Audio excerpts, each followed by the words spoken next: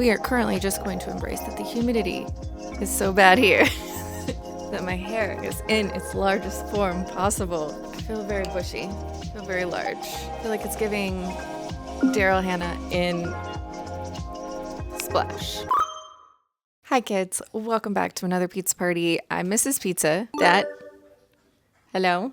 This is Cheese. Cheese. Hello. She's too important for us. And Winnie is currently drinking water really loudly. Oh, I just heard the dog door. She'll be back. Don't worry. Winnie will be back. She always comes back. And we are here today because it is spooky season. That's right. Your favorite time of year. It's here. You're living it right now. Hello? I thought today we would go over some spooky book recs. I am going to do this in a similar vein as I did my Gothic reading recommendation video, which if you haven't watched, I will link over there and down in the description. Why is there dog hair on everything? But I decided to do this one as a recommendation videos for choosing your favorite spooky season monsters. So we're going to go over some monsters that are perfect for your Halloween reading and include a book that I have read and I can recommend, and then a book that is on my TBR to just a nice little pair of books. One that I can definitely say is worth picking up and one that I'm excited to pick up for myself. Let's get this pizza party started. The first monster on our list for the spooky season is going to be werewolves. I find that most of the werewolf books that I have picked up have been romances, which says a lot about me, but there are a lot of werewolf romances out there. It is definitely checking the box in a lot of people's kink journals. I don't know what that means. We're not here to talk about romance. We're here to talk about spooky, scary books. The book that I have read and really enjoyed that involves werewolves is Such Sharp Teeth, and this is by Rachel Harrison. This is Rachel Harrison's take on werewolves. Rachel Harrison, every single one of her books, Cackle is her take on witches, So Thirsty is her take on vampires, and she likes to give things a feminine twist. Such Sharp Teeth is my favorite book by this author, and this is her book about werewolves. This is the story of Rory, and she is a young woman who heads back to the small town that she grew up in to help her sister Scarlett, who is pregnant. On the way to this small town, gets into a car accident where she encounters some large animal on the side of the road. Animal bites her. You know the deal. Rory starts finding that things are off and her body starts to have strange side effects. I like this one because it's kind of coinciding her sister Scarlett going through this pregnancy and the body changing and her body being outside of her control, while Rory is also going through a physical change that is outside of her control. It was gooey, it was gross, it was good. It was a good time. I like Such Sharp Teeth. The book that I'm interested in that I have not picked up is Red in Tooth, and this is by Lish McBride. This is touted as a dark young adult Western fantasy horror situation. Hey, all of those things. Why not? Sure. Fionn Kelly's grandfather is dead. She's alone in the world and suddenly homeless, all because the local powers that be don't think a young man of 16 is mature enough to take over his grandfather's homestead. And that's them thinking that Fionn is a young man. If she revealed that her grandfather had been disguising her for years, they would marry her off at the first opportunity. The mayor finds a solution that serves everyone but her. He hires a gunslinger to ship her off to the settlement, a remote fort where social outcasts live under the leadership of Gideon Dillard. It is a place rife with mystery, kept afloat by suspicious wealth. Dillard's absolute command over his staff doesn't seem right, and neither do the strange noises that keep Fionn up at night. Being on a secluded settlement during the Wild West with some sort of monstrous, wolfy type thing stalking the grounds, it seems like there's some underlying mysteries going on as well. It sounded spooky ooky. It sounded good times. The next monster on our list is going to be witches. Everybody loves witches, especially for Halloween time. I mean, I love witch books all year long, but in the spooky season, witches just come into their fullness, into their prime. It is the witchy season as well. The witchy book that I'm going to recommend is Slewfoot by Brom. This book is a lot of fun. Although the audiobook is also really good, I really encourage you to pick up the physical book if you can, because Brom is an artist and there are illustrations of different characters in the story within this book, and they are haunting. This is the story of Abatha, and she lives in a small village in the Americas in 1666. And she is married, but when her husband passes away, the town is just awful and full of awful people, and they try and take advantage of Abatha and her being a single woman now alone on her farmstead. She's trying her best to get along, and still at every turn these people are trying to thwart her efforts. When finally Abatha has to travel into the woods and make a deal with some creature out there in order to exact her revenge against these villagers. This is a really fun story. If you like that movie, The Witch, with Anya Taylor-Joy, that I cannot remember currently who directed it, but this has a similar aesthetic to it, that dark woods on the corner, the time period, the creature. It is a really good witchy time, and I really, really enjoyed it. The book that I hope to be picking up soon is Hex, and this is by Thomas Old Heuveut. This is currently available on Kindle Unlimited if you're interested and have that subscription already. This is the story of a town. This is the story of an entire town that has been cursed, and the curse involves a witch from centuries before who is still haunting this town. If you enter into this town or are born into this town, you are stuck in this town for the entirety of your life. And there's this witch who is just floating around with her eyes sewn shut and her mouth sewn shut, and you can't touch her, you can't let the outside world know she exists. But the modern technology that this town is using, such as like apps to let everybody in the town know where the witch has been most recently spotted, she's just a part of their everyday life. When a younger generation of town people gets fed up with this fate of just being stuck in this town forever, they kind of upset the status quo, and this town is catapulted into destruction. This is creepy. I think we're going to be finding out about who this witch is. Is she malevolent? What is this curse? The cover for this is very spooky, and just the image of this haggard, ghostly witch sitting in the corner of your room while you're eating dinner with your family, just hanging out in one of the aisles of the grocery store when you're there to pick up some cereal and some bananas. Like, this witch is just an ever-present creepy thing in this town, and the town just has to deal with it. I'm interested in picking up this book. I think it looks supremely creepy. The next creature on our list is going to be ghosts. Those ooky spooky friends that just never wanted to leave the party. They were having a good time and they decided not to head off into the next realm. They're here to stay, and they're going to freak you out in the process. I just actually had a whole video come out that was about haunted houses, which I think relates to this because a lot of the time haunted houses is ghosts. So if you're interested in hearing about haunted houses, I will link that video as well. But the book that I decided to pick as my book for this one is another Western, which is interesting because I don't read a lot of Westerns, but apparently Western horror is something that really appeals to me. And that is Red Rabbit, and this is by Alex Grecian. This book is a wild ride. Not only are there ghosts, but there's demons and there's witches. This is absolutely wild. But it also is very much taking place in the Wild West. There is a slow-moving kind of adventure happening in this. Red Rabbit is the story of Sadie Grace, and Sadie Grace is a witch. This entire town has decided to put a bounty on the head of Sadie Grace. And so Sadie Grace, which, like, I just want to keep saying it because it's a fantastic witchy name. But this group of ragtag people that all end up together, they're two friends, one a doctor and one a soldier, who became friends during a war. We have a widow who has been surviving on her farm all by herself since her husband's passing. We have a witch hunter named, I believe it's Old Tom, and we have a young child named Rabbit who doesn't speak. And all of these people end up on an adventure to go to where Sadie Grace is for reasons. And they encounter wild things along the way. This is a story of getting to Sadie Grace and encountering demons and ghosts and toads, just so many toads along the way. It was a really fun ride and something different than what I'd usually read. If you're at all interested, I highly recommend picking it up. The book that's on my list as to be read, and hopefully I will be picking up soon, is The Amityville Horror, and this is by J. Anson. This is, I think, another one of those classic horror books that I cannot believe I haven't gotten to yet, and I do believe there is a little bit of discourse around this book as well, because there is the true story of what happened, which we might never know. There is this story of what happened. There is several movies. There is all sorts of sequels. The Amityville house has become an urban legend within itself. The story of the Amityville horror is touted as being a true story, but we're going to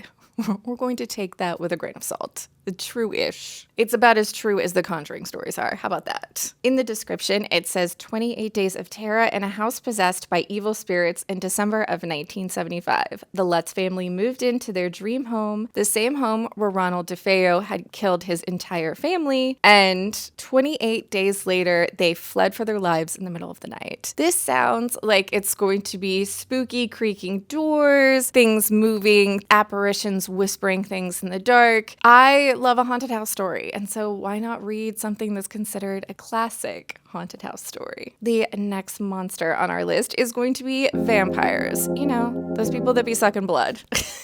Everybody knows what a vampire is. I love a vampire story. I love Dracula. I love fantasy books that have vampires in it. I love mystery books that have vampires in it. You add a vampire into that recipe and I'm probably going to have a good time. But I decided to go with things that were a little more ooky spooky for at least this video. And the book that I'm going to recommend, because I had a great time, was House of Hunger. And this is by Alexis Henderson. This author is really good at creating an atmosphere. This is a gothic, spooky, everything feels dark and covered in cobwebs. Even the most gilded and expensive things feel like they just would appear dark and spooky and shadowy in the corners. This is the story of Marion, and she is living in poverty in the slums of a major city when she sees an ad to become a blood maid. Now, in this world, the upper crust, the aristocracy, all live in these houses that, similar to like, it's their family estates. You are of the House of Hunger. You are they all have different names. Their family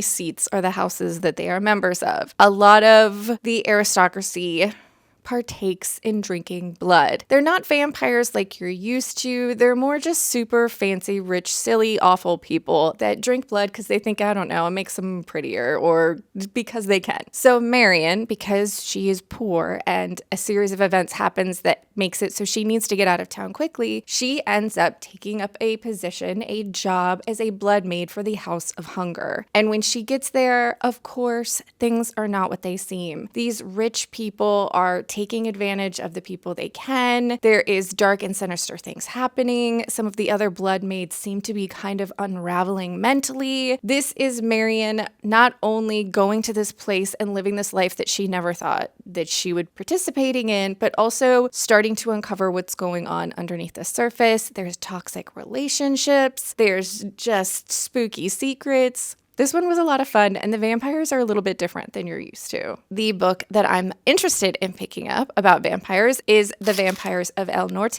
and this is by Isabel Canas. This book is supposedly got a romantic through line, but also ooky spooky vampires. This is taking place on the Texas-Mexican border in the 1840s. As the daughter of a rancher, Nina knows a thing or two about monsters. Her home has long been threatened by the tensions with Anglo settlers from the north. But something more sinister lurks near the ranch at night, something that drains men of their blood and leaves them for dead. Something that once attacked Nina 9 years ago. Believing Nina dead, Nestor has been on the run from his grief ever since, moving from ranch to ranch, but no amount of drink can dispel the night terrors of sharp teeth. No woman can erase this childhood sweetheart from his mind. So we have these two people that were childhood sweethearts that are separated by some tragic and violent event. These creatures that keep taking blood from the ranchers and the people living in this area, and these two people finding each other. The shock of their reunion is overshadowed by the appearance of a nightmare made flesh. Tell me that doesn't sound great.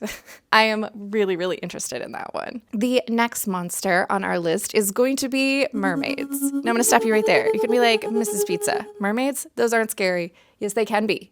Yes, they can be. And honestly, Scary Mermaids is one of my favorite things. I wish there were more Scary Mermaids. The Scary Mermaid book that I will highly recommend to you is going to be Into the Drowning Deep by Mira Grant. This is about murder mermaids. Just scary, scary murder mermaids.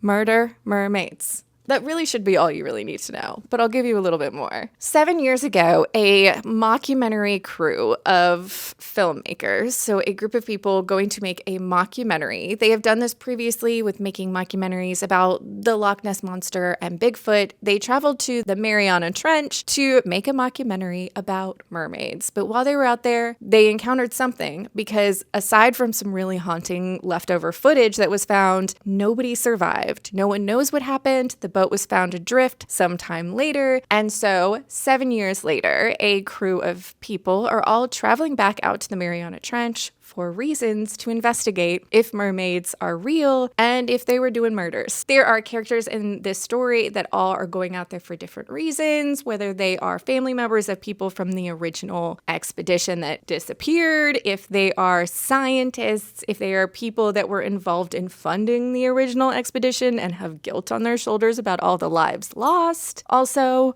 murder mermaids. This was a lot of fun. I really enjoyed it, and I didn't see that ending coming. It pleasantly surprised me with where it went. The book that I would like to pick up, and is on the spooky mermaid side, is going to be The Salt Grows Heavy, and this is by Cassandra Khaw. This is a teeny tiny little book that is about a very spooky mermaid and a plague doctor going on an adventure together. That just sounded like word salad, but also you're interested, right? Because I'm interested. This is a razor-sharp and bewitching fairy tale of discovering the darkness in the world and the darkness within oneself. A mermaid comes to shore and weds a prince, but that fable forgets that mermaids have teeth. And now her daughters have devoured the kingdom and burned it to ashes. On the run, the mermaid is joined by a mysterious plague doctor with darkness of their own. Deep in the eerie, snow-crusted forest, the pair stumble upon a village of ageless children who thirst for blood and the three quote-unquote saints that control them. The mermaid and the doctor must embrace the cruelest parts of their true nature if they hope to survive. This sounds like it's going to be absolute chaos, and I'm here for it. We've got an evil mermaid with really sharp teeth and a plague doctor coming upon a bunch of vampire kids.